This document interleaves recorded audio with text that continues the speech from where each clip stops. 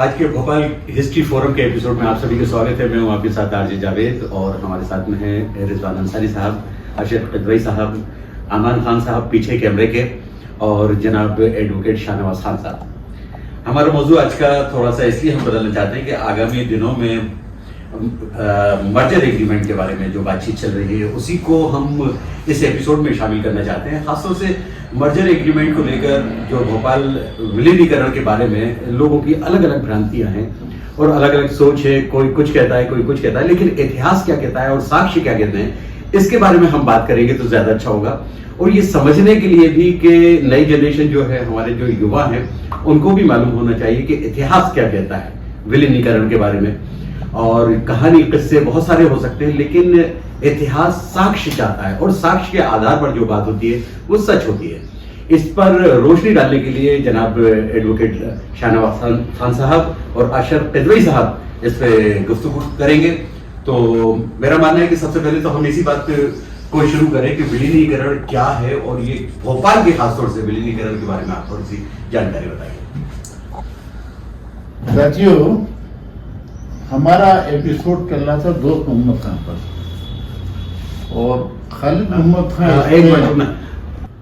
तो मैं कह रहा था कि अभी तक हमारा एपिसोड जो है वो दोस्त मोहम्मद खान के ऊपर चल रहा था और आगे भी चलेगा, लेकिन चूंकि हमारे साथी जो दोस्त मोहम्मद खान के ऊपर बातचीत कर रहे थे, उनकी हिस्ट्री पेश कर रहे थे, उनका कुछ स्वास्थ्य अच्छा ना होने की वजह से वो आज हमारे बीच में नहीं है। लेकिन आज हम जो है आपको नई जानकारी जरूर देना चाहेंगे।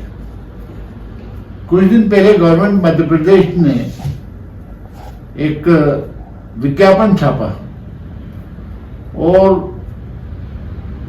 उस विज्ञापन में जो है भोपाल विलीनीकरण के ऊपर जो है वो कुछ फेलोशिप देने के लिए उन्होंने जो है आवेदन मंगवाए। भोपाल विलीनीकरण भोपाल का एक बड़ा मामला है। बड़ा मामला इस तरीके से है कि कुछ लोग कहते हैं कि भोपाल विलीनीकरण के आंदोलन की वजह से ही जो है भोपाल आजाद हुआ, जो कि गलत है। हम इतिहास के पन्नों से, इतिहास के रिकॉर्ड से इस बात को साबित कर चुके हैं कि भोपाल का विलीनीकरण आंदोलन आजादी का आंदोलन नहीं था। हमने अपने भोपाल हिस्ट्री फोरम में जो एक किताब छापी है उसमें हमने नेशनल आर्काइव से एक इंस्ट्रूमेंट ऑफ एक्सेशन की कॉपी हासिल करके किताब में छाप दी है, जिसमें नवाब भोपाल ने 14 अगस्त 1947 को रात को 8:15 बजे भोपाल को भारतीय संघ में शामिल करने के दस्तावेज पर दस्तखत कर दिए थे और उस पर लॉर्ड माउंटबेटन के भी दस्तखत हैं जो उन्होंने 16 अगस्त को किए हैं। तो ये बात तो बेमानी हो जाती है इस दस्तावेज के बाद, इस सरकारी दस्तावेज के बाद, कि भोपाल विलीनीकरण का आंदोलन आजादी का आंदोलन था। मध्य प्रदेश गवर्नमेंट ने जो स्वतंत्रता संग्राम सेनानियों को सम्मानित राशि, सम्मानित पेंशन देने का जो कानून बनाया था, उसमें भी भोपाल विलीनीकरण आंदोलन के आंदोलनकारियों को स्वतंत्रता संग्राम नहीं माना था, सेनानी नहीं माना था। अब आखिर ये विलीनीकरण आंदोलन क्या था, ये सवाल आज पूरे भोपाल में चर्चित है और चर्चित कई अरसे से चर्चित रहा है, क्योंकि कुछ लोग ये अपने इस बात को प्रमाणित रखने के लिए कि साहब भोपाल आजाद हुआ था 1949 में, उसके लिए कुछ भी बातचीत करते रहे हैं। जो गवर्नमेंट ने फेलोशिप का विज्ञापन छापा है उसमें सिर्फ 2 शब्द हैं, भोपाल का विलीनीकरण आंदोलन। भोपाल का विलीनीकरण आंदोलन क्या है? भोपाल का ये विलीनीकरण आंदोलन आजादी के बाद, भोपाल के आजाद हो जाने के बाद दस्तावेजी तौर पर और हर तरीके से आजाद हो जाने के बाद 6 जनवरी 1949 से चालू होकर 30 जनवरी 1949 को खत्म हो गया। और मध्य प्रदेश सरकार सिर्फ इस 26 दिन के आंदोलन, 24 दिन के आंदोलन पर रिसर्च करना चाहती है। आखिर ये आंदोलन क्या था? देखिए 1947 में भोपाल के भारतीय संघ में शामिल हो जाने के बाद, और भोपाल ही नहीं पूरे हिंदुस्तान के राजा नवाबों से स्टैंड स्टिल एग्रीमेंट साइन करवाने के साथ ये कहा गया था कि चूंकि अभी हमारे पास कोई प्रशासनिक व्यवस्था नहीं है और न ही हमारा संविधान है कि हम उसको किस तरीके से एडजस्ट करें, इसलिए हिंदुस्तान के तमाम 562 राजा महाराजाओं से ये कहा गया था कि अगली संवैधानिक व्यवस्था होने तक आप वहां का राज संभालते रहिए और आपका संविधान जो अभी मौजूद है उस संविधान को ही लागू रखिए। तो नवाब भोपाल में 1947 से लेकर 1949 तक भोपाल के संवैधानिक प्रमुख बने रहे। संवैधानिक प्रमुख कहा जा भोपाल का, नवाब नहीं। अब जब भोपाल भारतीय संघ में शामिल हो गया तो कुछ लोगों ने भोपाल में ये कहा कि आखिर जब भोपाल आजाद हो गया है तो नवाब प्रमुख क्यों बने हुए हैं? मैं इंदौर में भी जो है वो ग्वालियर में और पूरे 562 रियासतों में सब नवाब राजाओं को कहा गया था कि आप संवैधानिक प्रमुख बने रहिए, तो भोपाल के नवाब भी बने रहे। इसमें खूबसूरत क्या थी? लेकिन ये भोपाल के कुछ लोगों को बुरा लगा। इस बीच एक बात और हुई है, गवर्नमेंट ऑफ इंडिया ने यह कहा कि चूंकि आप भोपाल की रियासत जो है वो भारतीय संघ में शामिल हो गई है, तो वहां पर एक पॉपुलर मंत्रिमंडल बना लीजिए जिसमें कांग्रेस, प्रजामंडल, हिंदू सभा, मुस्लिम लीग, जो भी सियासी पार्टियां थी और जो भोपाल को आजाद करवाने के लिए संघर्ष कर रहे थे संगठन, उन सबको मिलाकर पॉपुलर गवर्नमेंट बनाई है। नवाब भोपाल ने पॉपुलर गवर्नमेंट बनाने के लिए बातचीत शुरू की और बातचीत शुरू करने के बाद जो है दूसरे संगठनों के लोगों के तो नाम फाइनल हो गए, लेकिन नवाब भोपाल ने प्रजामंडल से यह कहा कि आप 8 नाम दीजिएगा हमें, जिसमें से हम 4 लोगों को शामिल करेंगे मंत्रिमंडल में और 4 को नहीं करेंगे।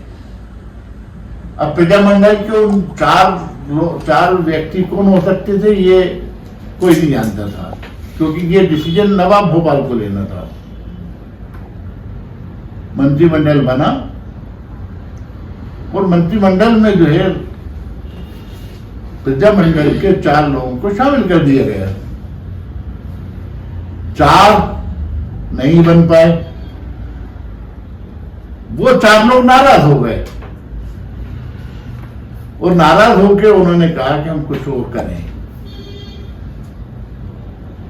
उन 4 में से 2 लोग मास्टर लाल सिंह और कुद्दूस सहबाई ने यह ऐलान किया कि हम भोपाल को मध्य भारत में शामिल करने का विलीनीकरण आंदोलन चलाएं। और ये विलीनीकरण आंदोलन शुरू किया गया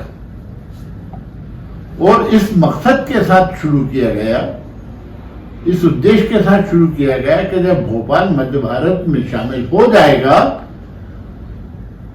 तो मंत्रिमंडल भी बड़ा बनेगा, और जब मंत्रिमंडल बड़ा बनेगा तो उस वक्त हमको उस मंत्रिमंडल में शामिल होने का मौका मिल जाएगा। इस मकसद के साथ जो है वो भोपाल का विलीनीकरण आंदोलन शुरू हुआ, जो 6 जनवरी 1949 से शुरू होकर 30 जनवरी 1949 को खत्म हो गया। इस विलीनीकरण आंदोलन की मांगे क्या थी? इसको एक भोपाल का एक अखबार निकलता था, क्या नाम था भाई उसका? भाई रतन, नई राह विलीनीकरण आंदोलन का एक बड़ा अखबार था जो पूरे भोपाल रियासत में जाता था, और उसमें उन्होंने मुख्य रूप से 6 मांगे पेश करी। उन 6 मांगों में एक मांग ये थी कि भोपाल को मध्य भारत में शामिल कर दिया जाए, विलीन कर दिया जाए। इन 6 मांगों में ये मांग कहीं नहीं थी कि भोपाल को आजाद किया जाए, क्योंकि वो कर ही नहीं सकते थे। ऑलरेडी भोपाल जो है वो भारतीय संघ में शामिल हो चुका था। तो सिर्फ इस बात को लेकर आंदोलन शुरू हुआ और 24 दिन चल के खत्म हो गया। ये विलीनीकरण था, और इसी विलीनीकरण को लेके अब आज मध्य प्रदेश सरकार कहती है कि हम इस 24 दिन के इस आंदोलन को पर रिसर्च करना चाहते हैं। भाई उसके ऊपर रिसर्च करो जो उस 43 के पहले जो है आंदोलन चले थे भोपाल को भारतीय संघ में शामिल करने के लिए, भोपाल को आज़ादी दिलाने के लिए, भोपाल के लोगों को अधिकार दिलाने के लिए जो आंदोलन चले थे उसके ऊपर रिसर्च होना चाहिए। ये छोटा सा रिसर्च 24-26 दिन के रिसर्च से कोई ज्यादा मैं समझता हूं कि फायदा होने वाला नहीं है, क्योंकि मध्य प्रदेश सरकार इस विलीनीकरण आंदोलन को स्वतंत्रता का आंदोलन मानना ही नहीं है। उन्होंने जो कानून बनाए हैं उसमें शामिल नहीं है। ये बड़ा सब्जेक्ट है। हम चूंकि आज जो है वो इस एपिसोड को बनाना चाहते थे, और मौका ये था कि मध्य प्रदेश सरकार ने जो है एडवर्टीजमेंट जारी किया है, तो हम जनता तक इस बात को पहुंचाना चाहते हैं कि विलीनीकरण आंदोलन क्या है, इसलिए हम ये जानकारी तमाम आपको दे रहे हैं। अभी हम विलीनीकरण आंदोलन के ऊपर पूरा डिटेल एक एपिसोड बनाएंगे, और जो शायद 2-4 एपिसोड तक जारी रहे। मैं समझता हूं कि भोपाल के लोगों को, दूसरे लोगों को इस बात की जानकारी जरूर हो गई होगी कि भोपाल का विलीनीकरण आंदोलन क्या था। एक छोटा सा इंट्रोडक्शन है। मैं अक्षर भाई से कहूंगा कि अगर इस सिलसिले में कुछ कहना चाहें तो।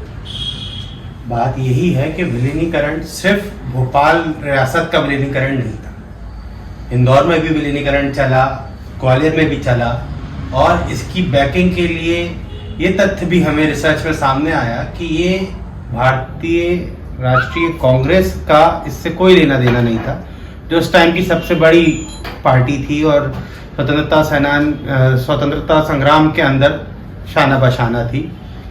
मगर यहाँ आरएसएस के ऊपर ये इल्ज़ाम आता है कि गांधी जी के असैसिनेशन के बाद जब आरएसएस पे बैन लगा तो जो उसके लोकल लीडर्स थे उन्होंने इस तरह के प्रजामंडल के खिलाफ जाते हुए, जो सारे स्टेट्स के प्रजामंडल की गवर्नमेंट थी उनके खिलाफ जाते हुए ये आंदोलन हर स्टेट के अंदर शुरू किया।